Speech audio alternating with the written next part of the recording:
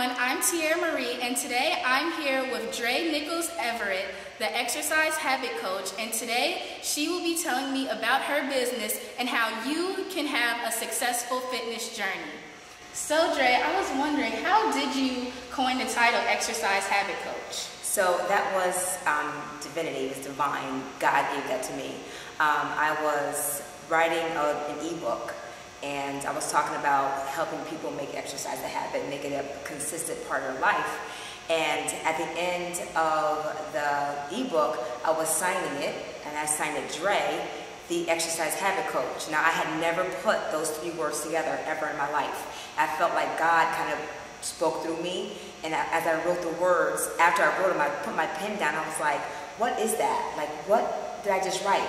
And I called Jamila, who works with me, and I told her, I just wrote the exercise habit coach, and I've never put those words together in my life, and I feel like God is talking to us. She was like, then that's what it is. So it's all through God, and my job is to help people make exercise a permanent part of their lifestyle. Okay. Can you tell me about how you made your way into the fitness industry?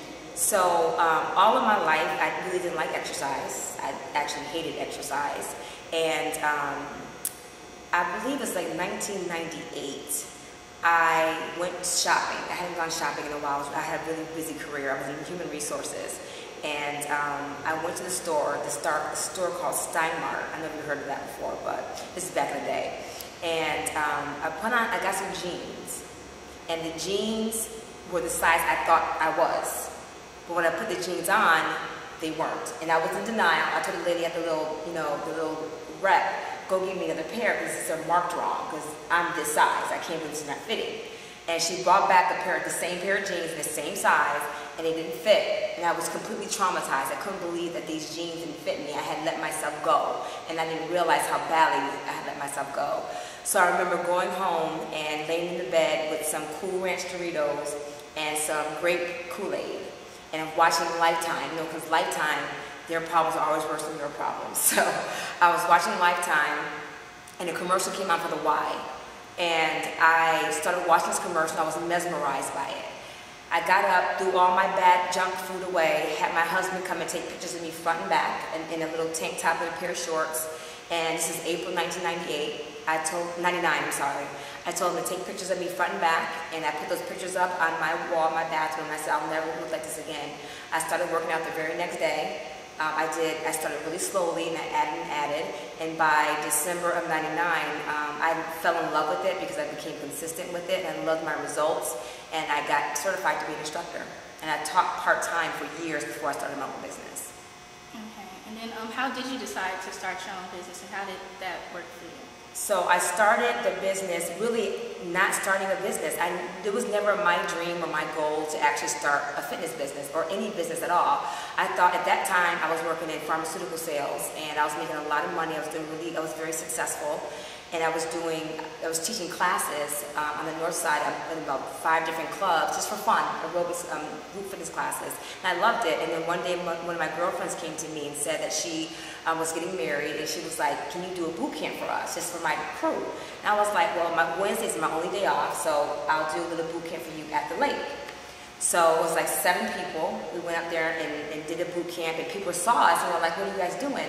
Can we join you? So people started joining us, like little by little. And so by about 2 months later, I had like 50 people on Wednesday nights, not even making this a business. And so one day, one of the ladies asked me, well, what are we going to do when it gets cold? And I was like, well, it's over. That's it. And she said, no, you can't. It can't be over. We're going to keep going. And so I got in my car. I remember I got in my car, and I asked God, I'm a very spiritual person, I just asked God, if I'm supposed to do this and make it all right and make it all wrong, really show me and guide me and tell me what I'm supposed to be doing. And little by little, He started to show me what my calling was and what my ministry is. And little by little, this thought of just a boot camp became this huge thing, this huge business. So 9 years later, this is what we have. And you opened up your gym, which is a boutique gym instead of a traditional gym, almost 10 years ago. What made you decide to go the boutique route instead of the traditional route? Because it's just more intimate. You know, I really want to bond with every single member. I know every single member's name. My staff knows every single member's name. We know what their capabilities are. It's kind of like D3, I call it group fitness with a personal training field, because I want to always be able to touch my members and know where they are and let them know, they know that we care about them deeply. This is not just like a money thing. This is a ministry and we love our people. And when you have a boutique environment, a smaller environment, it's more intimate, it's just a more caring, motivational environment. I feel like gyms are they don't care about you if you come or if you go. They prefer you not to come, because imagine if everybody went to Export that had a membership. Can you imagine the chaos? At D3, we expect you to come.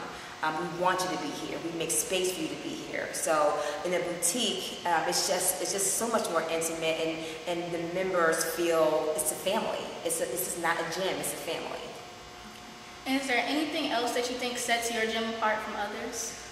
You know, the bottom line is when you have a ministry, it just sets yourself apart from everybody else. You know, all of our structure, all of our rules are very different from other gyms and boutiques, to be quite honest. You know, you have to wear a Bootcamp Diva shirt or Bootcamp Co-Ed shirt, and that's about structure. I don't want anyone coming in here who can afford to go to Lululemon and get a cute top, and then somebody else has to go to Walmart and get a top, and they feel like they're less than. I want everybody to look the same. I want everybody, because everybody here is the same. Everybody's equal. Nobody's better than anybody else. You know, you have to do at least 2 classes a week. It's mandatory. There's no taking breaks here. You do 2 classes and you let us know if you can't do the 2 classes. So with our rules and our structure, we definitely set ourselves apart. And also, you know, we are, you know, very spiritual here. We pray together.